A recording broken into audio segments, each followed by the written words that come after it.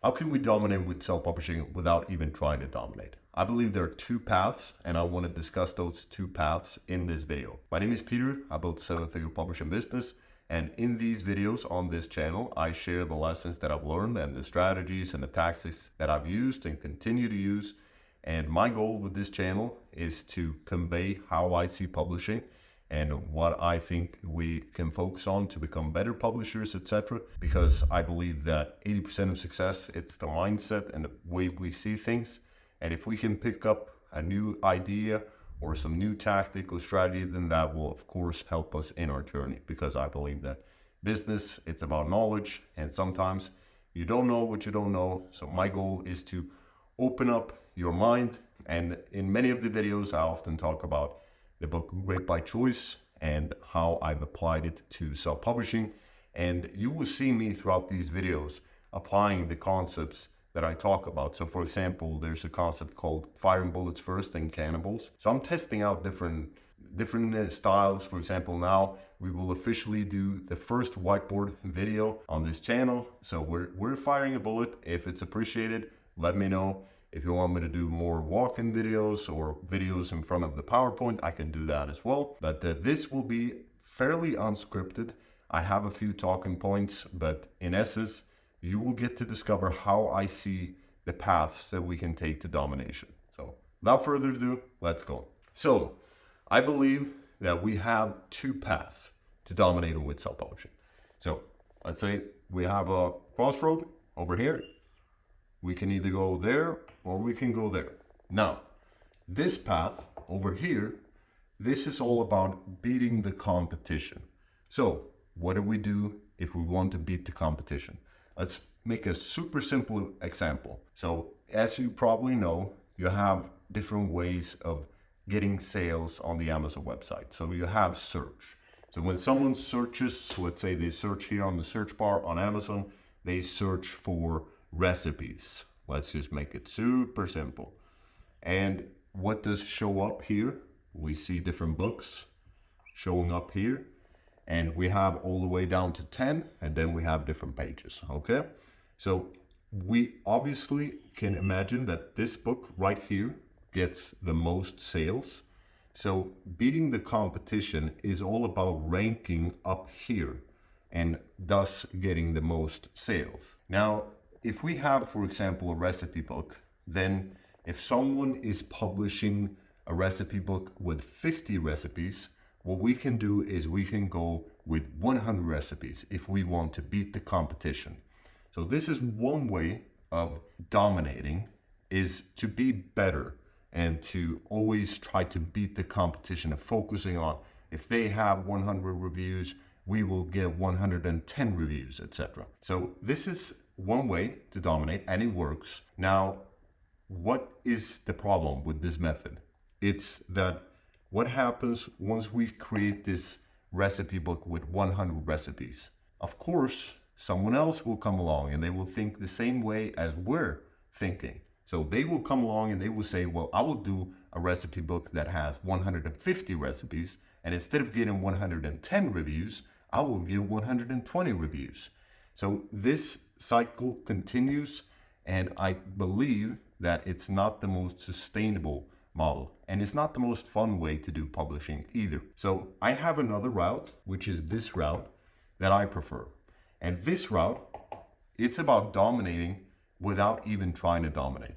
And it's about not even focusing on the competition, except for, let's say, doing research. So finding out if there's certain things that the customers appreciate about the book, or if there's, for example, certain things that they don't appreciate. For example, let's say we're reading the reviews of the competitors' books and we discover that, okay, they do not like when there are spelling errors, or they missed this information that wasn't included in the book. Then obviously that's useful information, but still this path over here, it's more of a customer-centric focus. So we're focusing on the customer instead of the competition. And we're only using the competition to gather data and to get more information that can make our book as best as it can possibly be. let's expand on this one.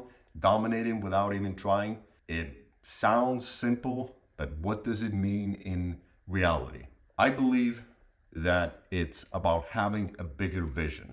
So this channel, it's all about having a long-term mindset. So we're not looking to get rich quick, and self-publishing, it's a great way to generate passive income. I believe it's one of the best ways. But what I believe is that if we truly want to build a passive income business or a passive income book, then we want to make something so good that we can leave it and people will still buy it. So for example, the Harry Potter books, people will still continue to buy it. So if you think about these big, really popular books that were published over 50 years ago, people are still buying them.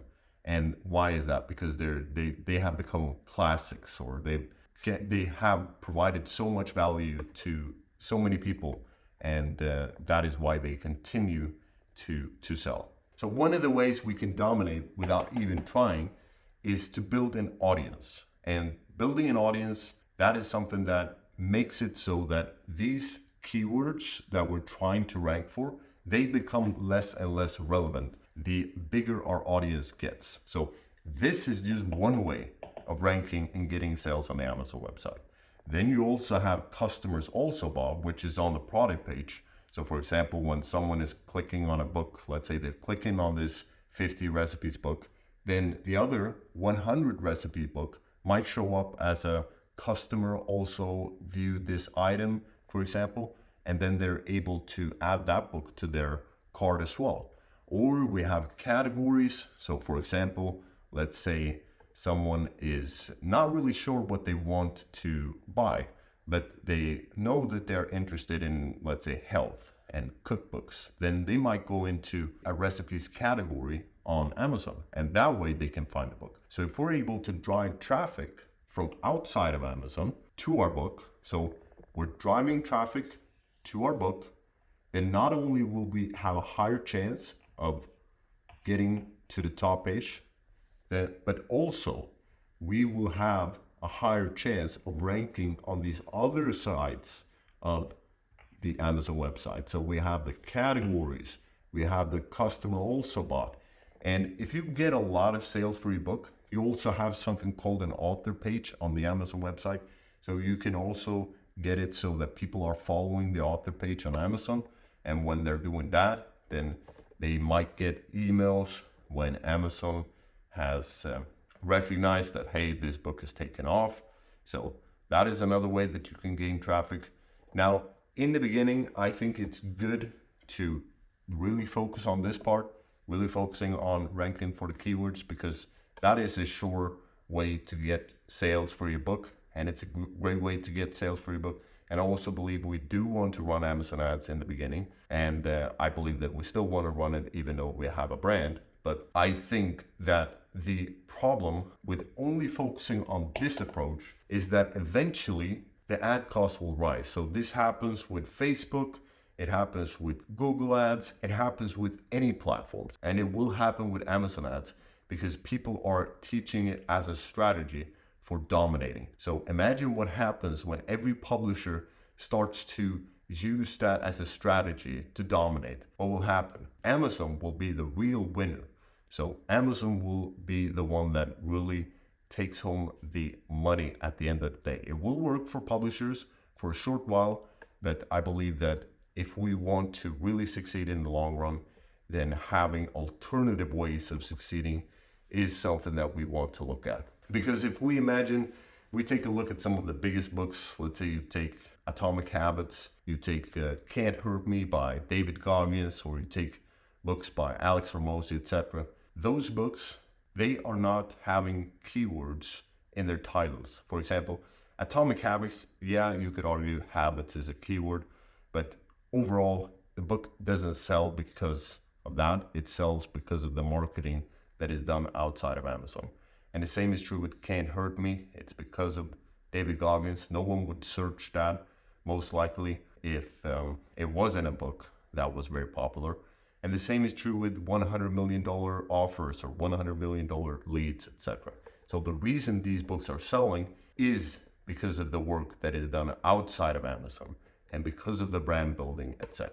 Now let's talk a little bit about having a bigger vision. So my favorite book is Great by Choice by Jim Collins. So Great by Choice, I've discussed many of the different concepts on this channel, and in essence, he takes over 20,000 companies and he filters them down to 7 companies that have outperformed their industry indexes by at least 10 times. And these companies, they have certain components and certain ways of doing the business that lets them succeed. And he talks about that they're often led by a 10x leader. And he realizes that these leaders and these companies, they're not necessarily more charismatic or they're not more risk-taking, etc.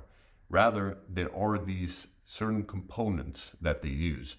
And one of these components is level 5 ambition. And that is to make something else than yourself the main mission and rallying people behind a cause. So not only your customers, but also your team members. So imagine if you're able to build something bigger and something that gets people passionate about it. That is how, for example, my brand was created. I experienced a problem in my own life, and then I realized that there's a unique way of solving this, and I haven't seen anything on the market that solves it this way. So I might as well be the one that solves it. And it worked. It turned out that I wasn't the only one that had experienced this problem, and it was very much appreciated. And of course, you can also do research and see, okay, is there something that the customers are always continuously complaining about? For example, I will share something with YouTube that's interesting. I'm gonna let you in on a YouTube secret if you're a YouTuber watching this. But why does, for example, certain channels that are so small, how can it come that they grow so fast? And it's usually because of one video.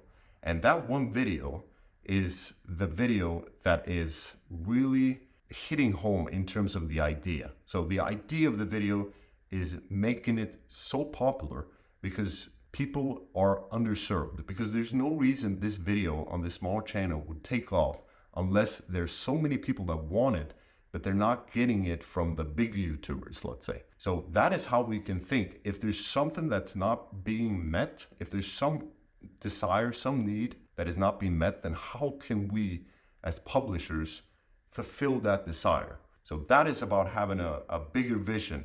And he talks about level 5 versus level 4 leaders. So level 4 leaders, they're very good at getting people to follow them. And that can be powerful. Now, the problem becomes when the leader is not there. So for example, in our publishing business, there might come a point where we want to sell our publishing business. Then if it all depends on us, if we're the main character, if we are the only one that is able to run the business, then that becomes a problem. Now, level 5 leaders, on the other hand, they're more about the mission and they're more about focusing on the cause. And they are also focused on creating successors, which means that when the leader is no longer there, the company is still able to thrive. And that is something that is very powerful, because then you're able to build systems and have people work when you're not working, and you have value being produced when you might not even be awake, for example. And that becomes an asset, and that becomes something that people are willing to pay money to buy. So that is very powerful, and that is something I will discuss in other videos of this channel, is how can you build a system and how can you set it up so you can work more on the business instead of in the business, etc.